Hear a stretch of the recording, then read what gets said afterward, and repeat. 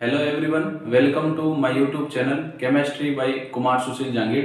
आज हम chapter number 2 को कंटिन्यू करने वाले हैं और इसमें हम ले रहे हैं अणुसंख्यक गुणधर्म का नंबर 3 हिमांक का अवनमन। ये जो वर्ड आ रहा है अवनमन, इसका मतलब होता है कमी।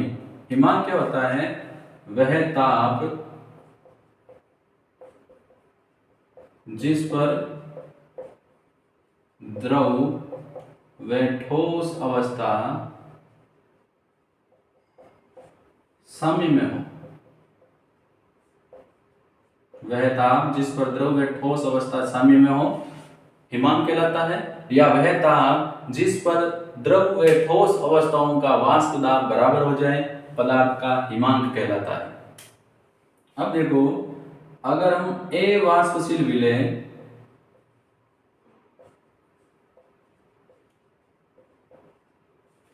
विलायक में मिलाएं,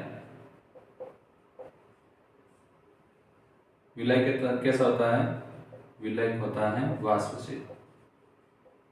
यदि ए वाष्पशील विलय को वाष्पशील विलायक में मिलाएं तो प्राप्त विलयन का वाष्प दाब कम हो जाता है, क्योंकि हमें पता है वाष्पन एक सतही प्रक्रिया है, अतः सतह का कुछ भाग ए वाष्पशील विलय के अणु घेर लेते हैं, परिणाम स्वरूप वाष्प कम बनेगी तो वाष्प दाब कम हो जाएगा। तो ए वाष्पशील विलय को वाष्पशील विलायक में मिलाने पर विलयन का वाष्प दाब कम हो जाता है, इसे वाष्प दाब में अवनमन कहते हैं। अब मान लो ये हो गया वायुमंडलीय दाब, ये है मान लो विलय का वाष्प दाब, और ये क्या है? विलयन का वाष्प दाब।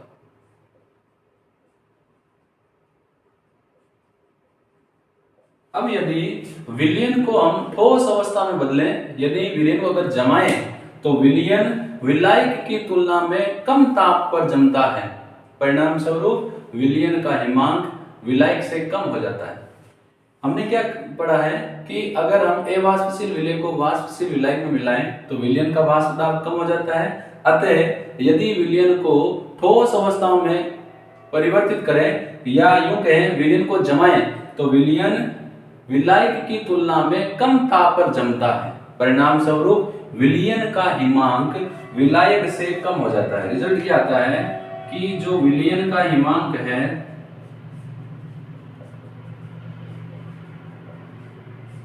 वो विलायक से कम हो जाता है।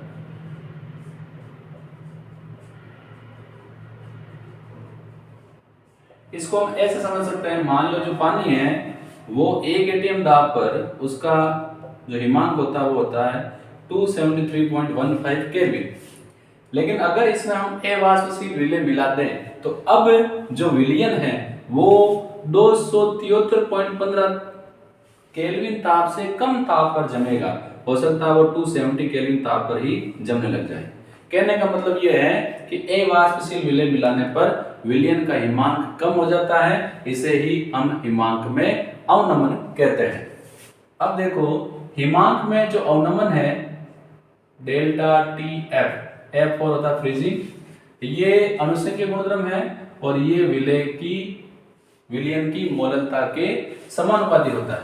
समानुपाती का निशान हटाएंगे तो डेल्टा टी एफ बराबर के एफ इंटू एम, और अगर आगे इसको सोल्व करें तो डेल्टा टी एफ बराबर के एफ गुणा एम क्या है? मोललता, तो विलय की मात्रा बटा विलय का अणुभार इंटू विलय का भार, अगर ग्राम में है तो ऊपर किससे गुणा करेंगे?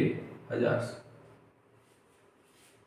इस इक्वेशन द्वारा हम विलय का अणुभार ज्ञात कर सकते हैं। इसके लिए हम विलय की ज्ञात मात्रा को विलायक की ज्ञात मात्रा में घोलते हैं और फिर प्राप्त विलयन का डेल्टा टी एफ ज्ञात करते हैं। जो विलयन होता है उसका के एफ हमें पहले से पता होता है। तो विलय का अनुपात ज्ञात करने के लिए विलय की ज्ञात मात्रा को विलायक की ज्ञात मात्रा में घोलकर प्राप्त विलयन का टीएफ निकालते हैं और उसका के एफ हमें पहले से पता होता है। इस इक्वेशन में हम मान रखकर जो एम है विलय का अणुभार है वो ज्ञात कर सकते हैं। यहां पर जो KF है, KF क्या हो जाएगा, KF हो जाएगा मोलल अवनमन स्थिरांक या हिमांक अवनमन स्थिरांक। ये WA क्या है, W है विलय की मात्रा,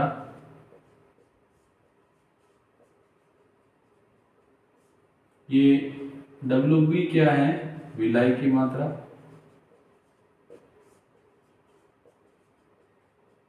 और MA क्या है, विलय का अणुभार, और ये डेल्टा TF क्या है, यह है हिमांक में अवनमन।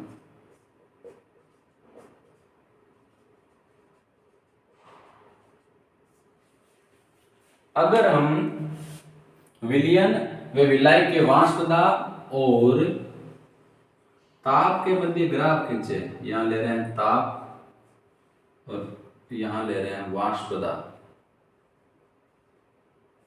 तो ग्राफ कुछ ऐसा आएगा।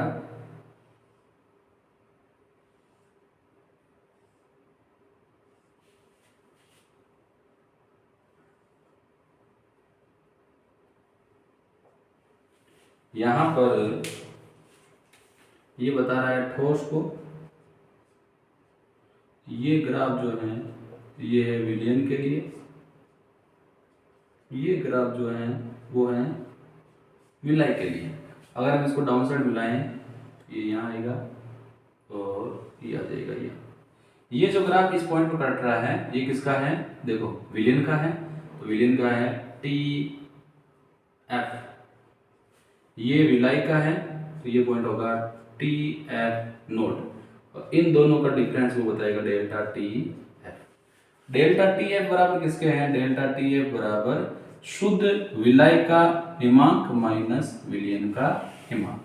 इन दोनों का जो अंतर है वो हिमांक में अवनमन के बराबर होगा। ग्राफ द्वारा हमें पता चल रहा है कि विलय का पॉइंट देखो यहाँ है, तो विलय का हिमांक अधिक है, लेकिन विलयन का देखो ये ग्राफ जो है ये यहाँ से स्टार्ट हो रहा है, इसको जैसे इस पॉइंट में मिलाएंगे ये वैल्यू दे रहा है TF की, तो TF किसका है, विलयन का। तो ग्राफ बता रहा है कि विलयन का हिमांक तो कम है जबकि विलय का हिमांक अधिक है। तो यही हम कह रहे थे कि अगर हम अवाष्पशील विलय को वाष्पशील विलायक में मिलाएंगे तो विलयन का हिमांक विलय के हिमांक से कम हो जाएगा। अब अगर हम यहाँ पर जो KF है हिमांक अवनमन स्थिरांक, इसका मान ज्ञात करना चाहें तो इसकी वैल्यू होती है MBR/TF square upon 1000 delta H fusion. ये जो KF है इसकी वैल्यू आ जाएगी MB क्या है, MB है विलायक का अणुभार। तो हम कह सकते हैं KF विलायक पर निर्भर करता है, R क्या है गैस नियतांक, TF क्या है हिमांक किसका, विलयन का, और डेल्टा H फ्यूजन क्या है गलन की एंथैल्पी।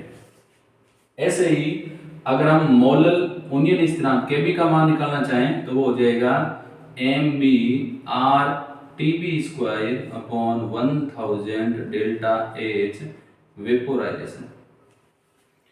Kb क्या है मोलल उन्नयन स्थिरांक, MB क्या है विलय का अणुभार, R क्या है गैस नियतांक, TB क्या है विलयन का क्वथनांक, और ये जो डेल्टा H वेपोरेशन है ये क्या है वाष्पन की एंथैल्पी। तो इन दोनों मान से जो ये समीकरण है इनसे हम KF और KB का मान ज्ञात कर सकते हैं। अब हम हिमांक के अवनमन से रिलेटेड कुछ न्यूमेरिकल क्वेश्चन लेते हैं। तो ये हमने हिमांक के अवनमन से रिलेटेड दो क्वेश्चन यहाँ लिखे हैं, इनको सॉल्व करते हैं। पहला क्वेश्चन है वैद्युत अपघट्य के 1 ग्राम, ये वैद्युत अपघट्य का मतलब है विलय की मात्रा, 50 ग्राम बेंजीन में घोलने पर, बेंजीन विलायक है, हिमांक में कमी हो गई 0.40 केल्विन, बेंजीन का हिमांक अवनमन स्थिरांक 5.12 केल्विन किलोग्राम मोल इनवर्स है, तो विले का मोलर द्रव्यमान ज्ञात करो। तो देखो हिमांक में अवनमन डेल्टा टी एफ फ्रीजिंग ये बराबर होता है के एफ इंटू विलय की मात्रा बटा विलय का अनुभार इंटू विलय की मात्रा। विलय की मात्रा यहाँ ग्राम में दी गई है इसलिए 1000 से ऊपर गुणा करेंगे। वे जो रखते हैं हिमांक में अवनमन हो गया 0.40 बराबर विलय की मात्रा 1 अपॉन विलय का अनुभार एम एन ये हमें याद करना है, इसको एक्स मान लेते हैं इंटू विलय की मात्रा 50 ग्राम, ग्राम में है इसीलिए इसको किलो में कन्वर्ट करना पड़ेगा। ये हो गया अपना। तो हमने हिमांक का अवनमन का मान रख दिया। अब देखो ये के एफ बच गया, तो के एफ का मान कितना है 5.12। तो के एफ का मान रख दिया, विलय की मात्रा 1 ग्राम अपॉन विलय की मात्रा 50 ग्राम, ग्राम में तो किलो में कन्वर्ट करने के 1000 का ऊपर गुणा कर दिया। अब देखो ये 50 और 40 x के गुणा में जाएंगे तो ये पूरी राशि के क्या आ जाएगी बटा में आ जाएंगे। तो x बराबर क्या हो जाएगा, ये राशि रहेगी 1 इंटू 1000 इंटू 5.12 बटा, अब ये नीचे चला जाएगा 50 इंटू 0.40। अब देखो ये 2 अंक के बाद पॉइंट है, ये 2 अंक के बाद पॉइंट हट जाएगा, तो ये 50 ये 0 से ये 0 जाएगा, ये 0 से ये 0 जाएगा। अब ये ऊपर कितना बचा 512, 512 को 4 से काटेंगे तो 1 बचाएगी 11, 4 दूनी 8 बचे 3 32, 8 चौक 32, 128 और नीचे क्या है 5, तो 128 बटा 5 कितना हो जाएगा। अच्छा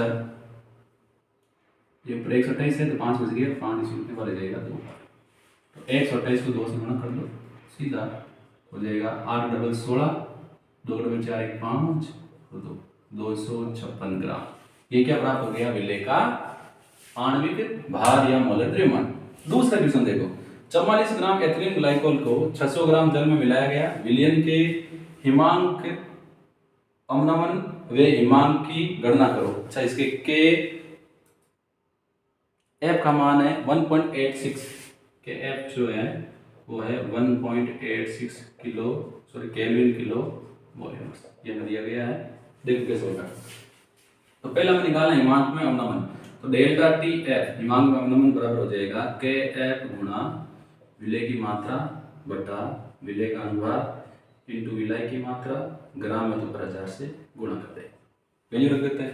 के हो गया 1.86 इंटू विलय की मात्रा देखो 44 ग्राम एथिलीन ग्लाइकोल, तो इसकी मात्रा हो गई 44 अपॉन विलय का अनुभार, इसका अनुभार देखो 1 कार्बन का 12, 2 का 24 प्लस 6 कार्बन का हाइड्रोजन का 6, 2 ऑक्सीजन का 1 का 16, 2 का 32, तो देखो 2 और 6 8, 8 और 4 12, 2 कार्बन का 12 डबल 24, 6 हाइड्रोजन का 6 और 1 ऑक्सीजन का 16, तो 2 का 32, 24 और 6 30, 30 और 30 60 और 2 65, तो ये हो गया 62।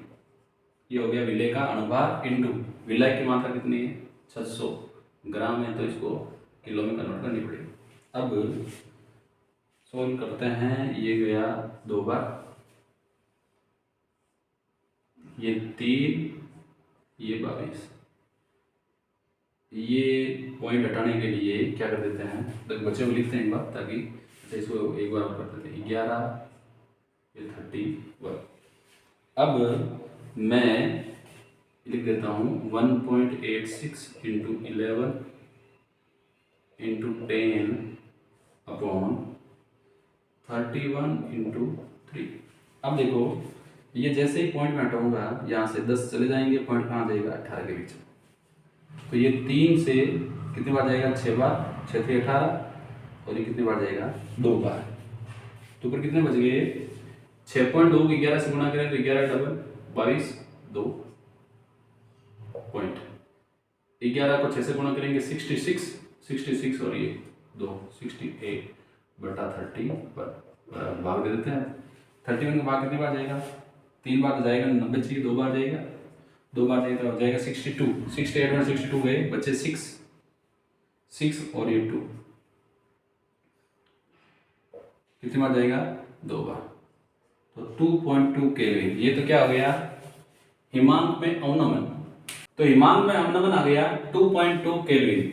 अब हमें पता है 1 एटीएम पर जल का जो ओरिजिनल हिमांक होता है शुद्ध जल का, वो होता है 273.15 केल्विन। लेकिन जल में जैसे ही एथिलीन ग्लाइकोल घोला गया, इसका हिमांक कम हो गया। तो अब क्या होगा? जल का हिमांक जब एथिलीन ग्लाइकोल घोला गया तो हो जाएगा 273.15, इसमें से कितना कम हो गया? 2.2।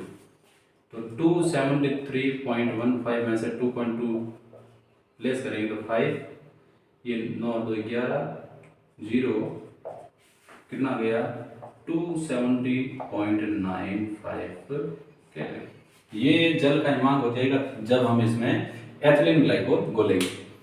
तो यहाँ पर हिमांक का अवनमन समाप्त होता है। अगर मेरे YouTube वीडियोज जो मैं आपको अवेलेबल करवा रहा हूँ आपके लिए हेल्पफुल है तो मेरे YouTube चैनल को लाइक, शेयर और सब्सक्राइब जरूर करें। हम फिर मिलेंगे। धन्यवाद।